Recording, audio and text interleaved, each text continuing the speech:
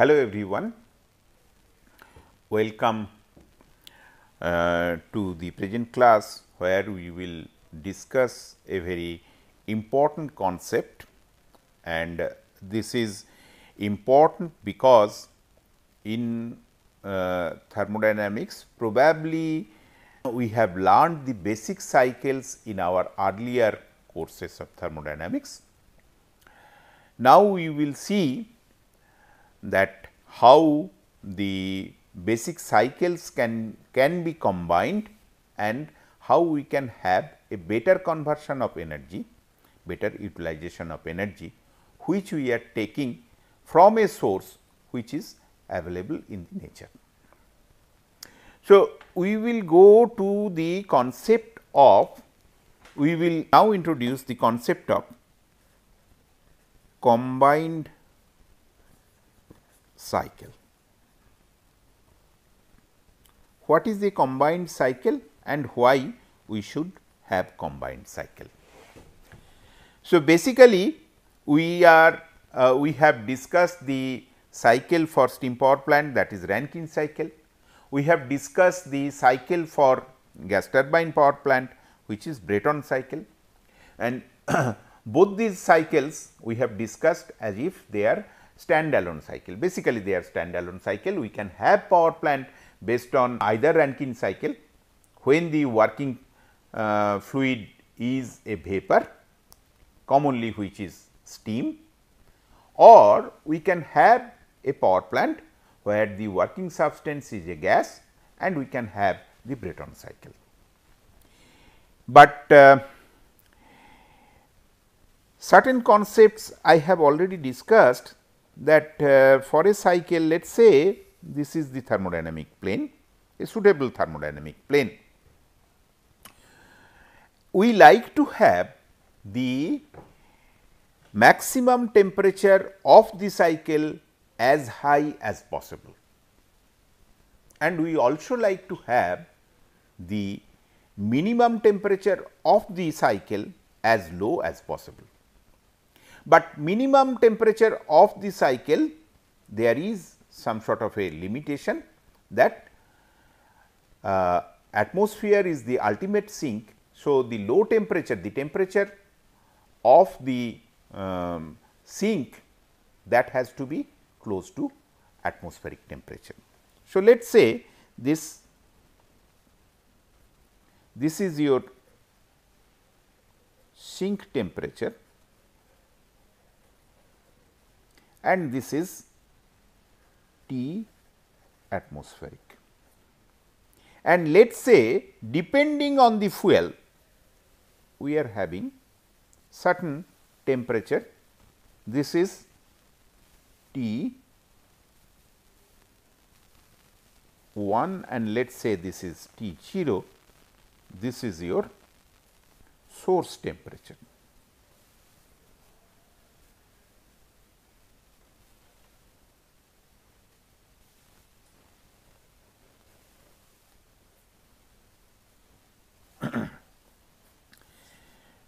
So, this is your source temperature.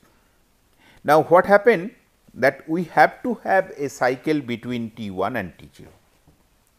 Now, it is not always possible to have a cycle between T 1 and T 0, because the working fluid that has got its own characteristics, and it may not be always possible that we will have a cycle, we can have a cycle from T 1 to T 0. So, what happens? Either one has to have a cycle, let us say from T 1 to some intermediate temperature, let us say we call it T intermediate, or one can have a cycle from some temperature T intermediate to T 0, that is the sink temperature. So, this becomes possible in many cases, that with the working fluid we cannot have a cycle from temperature T 1 to T 0. if we select some kind of a working fluid, we will have a cycle between T1 to Ti, and if we select some other kind of a fluid, we will have a cycle between Ti to T0. We know the Carnot efficiency, which is indicative of the efficiency which a cycle can have, that is T minimum divided by T maximum. So, obviously, when we are having some sort of intermediate temperature, either we are operating between T1 and T intermediate or between T intermediate and T0. So, our Carnot efficiency will be low and the cycle efficiency obviously will be low. So, what could be the remedy? The remedy is that can we use combination of two cycles, then the cycle at the top, which is called topping cycle, I have already introduced this term, will reject certain amount of thermal energy that will be picked up by the cycle at the bottom, which is called the bottoming cycle, and then the combination between these two cycle, thermal interaction between these two cycle is some sort of internal, and we can assume them or we can take them as if they are a single cycle, but obviously they are two cycles. So, that is why this scheme, if energy is converted into work by this kind of a scheme, it is called a combined cycle. The power plants which are operating on this particular scheme, they are called combined cycle power plant. So, combined cycle power plant is very good for better conversion of energy. We can call it, it is very good for energy conservation, and again one way, from one point of view, it is also a very good device for waste heat recovery, because suppose I wanted to have the cycle at the top, that is your topping cycle, then there will be rejection of heat and we can utilize it better by using another bottoming cycle. So, the concept of bottoming cycle, one can think of that it is nothing but a principle of waste heat recovery, and the best way of waste heat recovery, because by this we are producing certain amount of work. So, there are different schemes, propositions and postulations or suggestions for combined cycle power plant. The one of the concept is that one can go for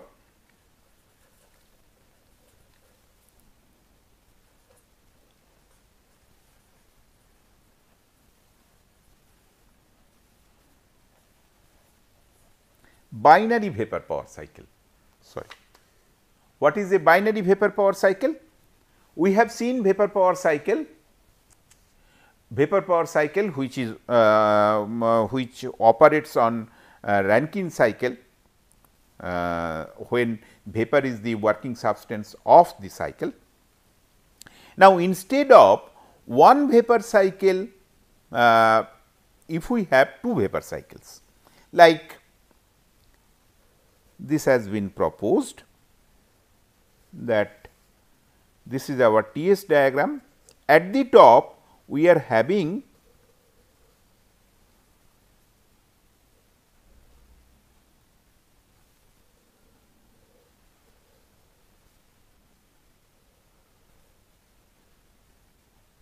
one cycle, and at the bottom we are having another cycle, and the heat rejected by the topping cycle is taken up by the bottoming cycle, and then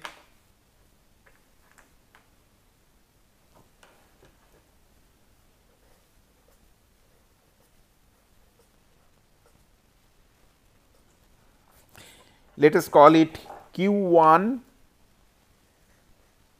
let us call it Q2, and let us say this is your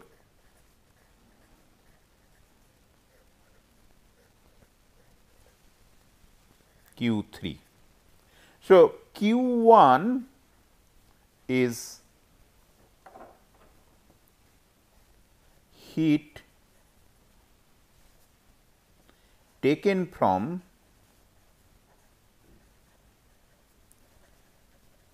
high temperature source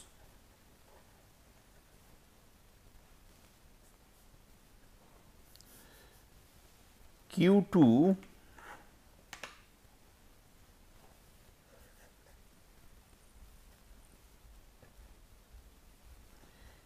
heat rejected from Q2 from the topping cycle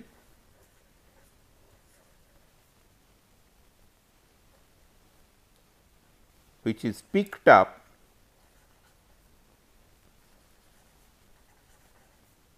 by the bottoming cycle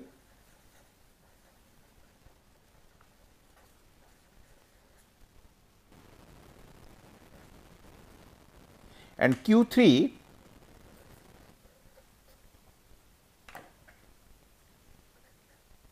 heat rejected by the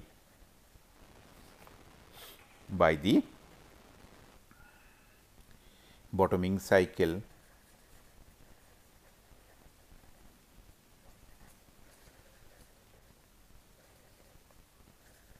to the ambient.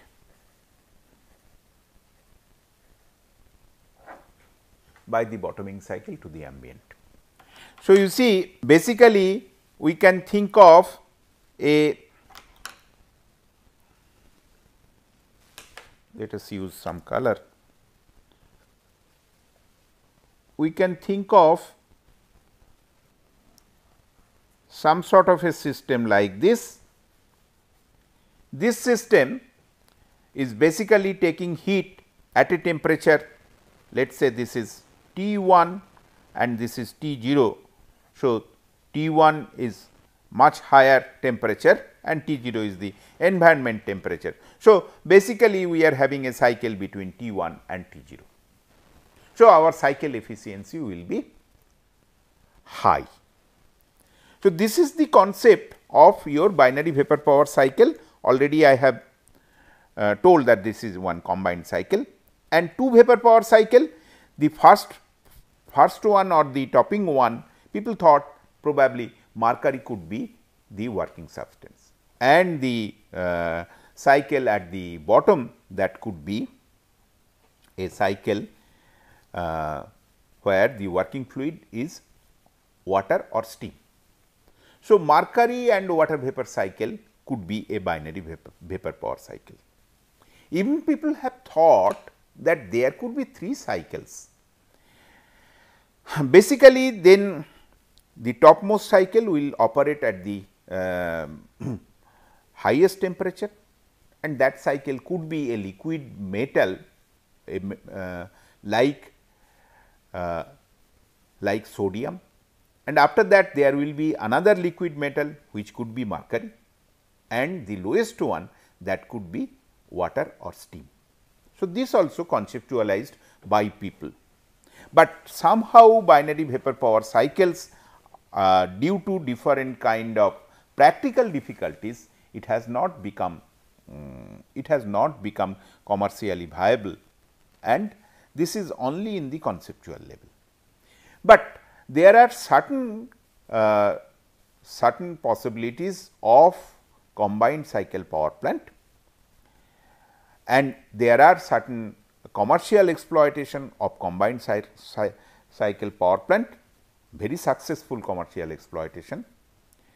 Those I am going to discuss in the combined cycle power plant. So, if we see here I have written GT plus SPP, that means gas turbine power plant and steam power plant. This is the most successful combined cycle power plant, and all over the world in many places this gas turbine plus steam turbine power plant, they are utilized, and more and more use of this kind of combined cycle power plant we will find in future, because of their high efficiency, high thermal efficiency.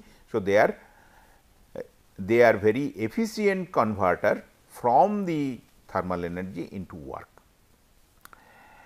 Then people have also postulated that MHD plus steam power plant, that could be one viable option.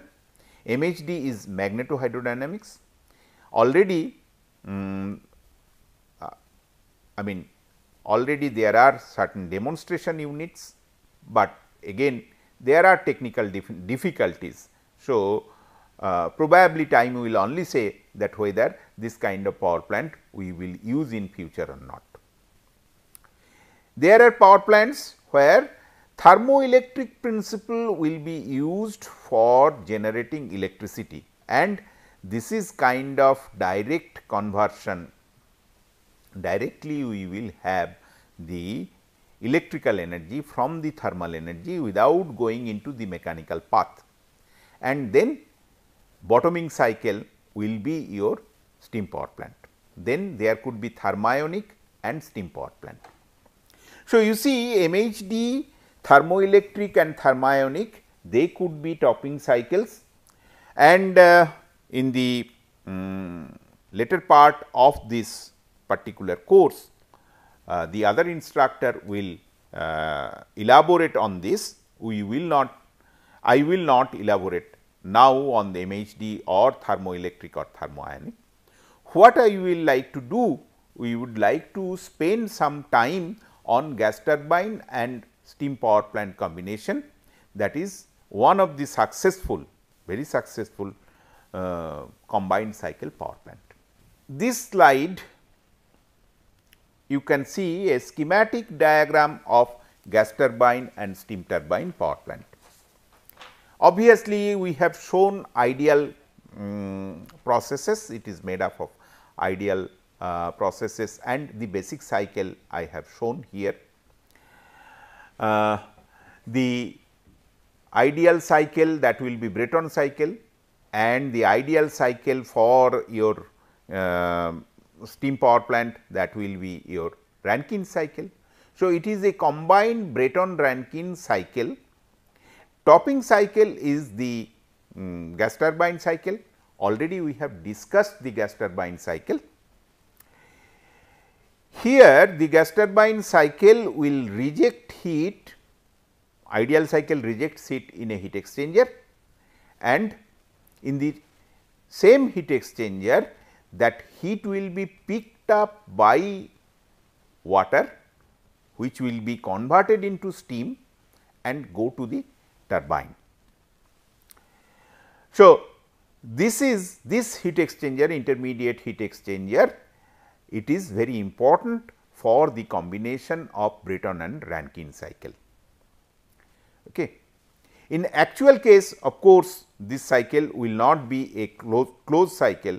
After this heat rejection to the working fluid of the bottoming cycle, which is water or steam, it will go to the stack and ultimately it will be left to the atmosphere. So, the heat exchanger over here, this heat exchanger is called as HRSG or heat recovery steam generator.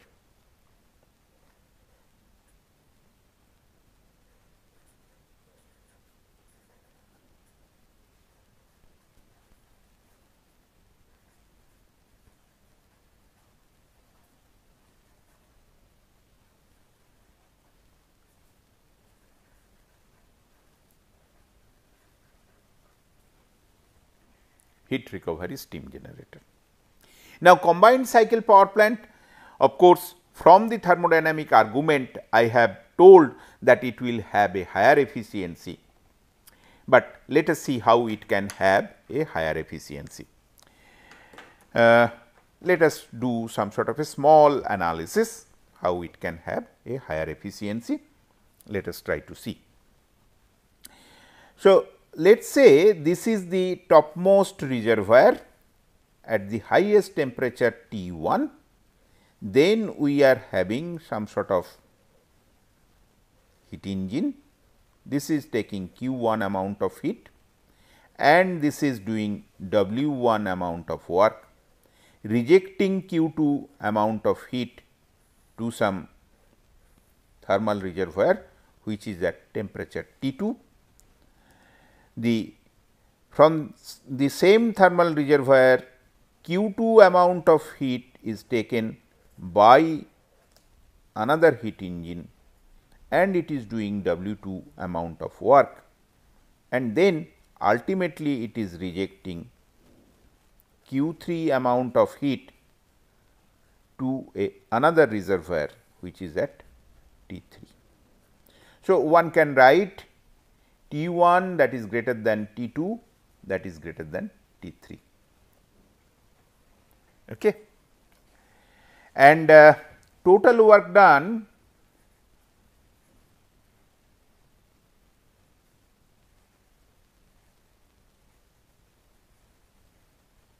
that is equal to W, that is nothing but W 1 plus W 2, that is the total work done. So, efficiency of this cycle, now what we can do,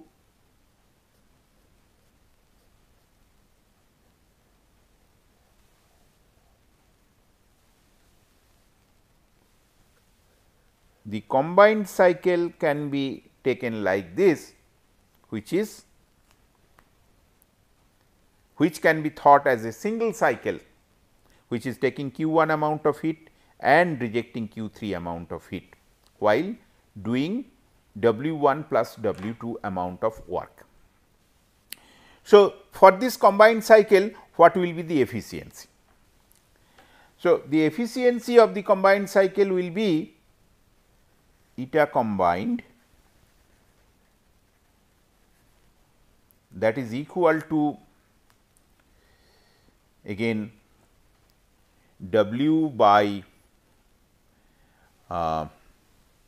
Q 1, that is the thermal energy we are taking, and that is equal to W 1 plus W 2 divided by Q 1. So, what one can write, this is equal to W 1 by Q 1 plus W 2 by Q 1. W 1 by Q 1 is nothing but the efficiency of the first cycle or topping cycle, that is equal to eta 1 plus W 2 by Q 1.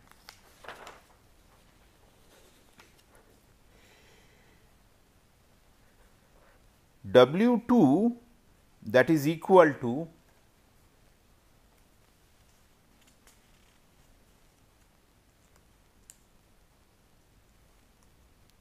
W 2 is equal to Q 2 minus Q 3. Q 2 again one can write Q 2 is equal to Q 1 minus W, that is Q 1 minus eta into Q 1. So, that is Q 1 minus Q 1 within bracket 1 minus eta 1. So, Q 2 is equal to Q 1 minus W. that is Q1 minus eta 1 Q1, and that is Q1 within bracket 1 minus multiplied by 1 minus eta 1. So, that is equal to your W 2 Q1 minus Q1 into 1 minus eta 1. So, W 2 that is equal to Q1 1 minus eta 1 minus Q 3, and what is Q 3?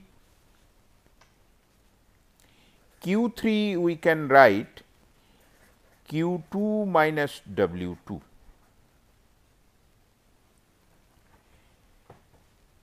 Q 3 is equal to Q 2 minus W 2, that is Q 2 minus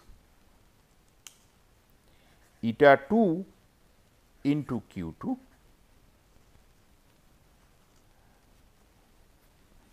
and this is equal to Q 2 1 minus eta 2. So, this is what we can write. Then ultimately we can write W 2 is equal to Q 1 1 minus eta 1 minus Q 2 1 minus eta 2, and Q 2 we can write again replaced by your Q 1 1 minus eta 1. So, then we have got the expression of W 2 in terms of Q 1 we have got. So, let us go back to our previous this one derivation. Eta combined is equal to eta 1 plus W 2 by Q 1. So, this is eta 1 plus Q 1 1 minus eta 1 minus Q 1 1 minus eta 1 into 1 minus eta 2 divided by Q 1. So, it will be eta 1 plus 1 minus eta 1 minus 1 minus eta 1 into 1 minus eta 2. So, obviously, it will be 1 minus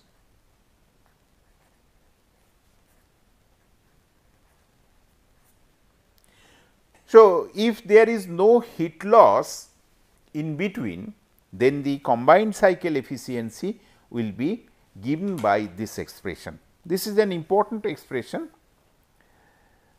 I can write eta combined over here. This is an important expression. It gives the higher limit of the efficiency of the combined cycle when the efficiency of the individual cycles are known. In actual practice, we will not be able to achieve this high efficiency, because whenever heat will be supplied from the topping cycle to the bottoming cycle, there will be some amount of heat loss.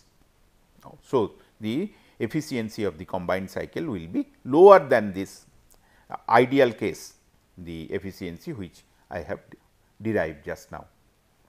So, from here we will take up and see the certain attributes of the combined cycle power plant in our coming lectures. Today we like to close here. Thank you.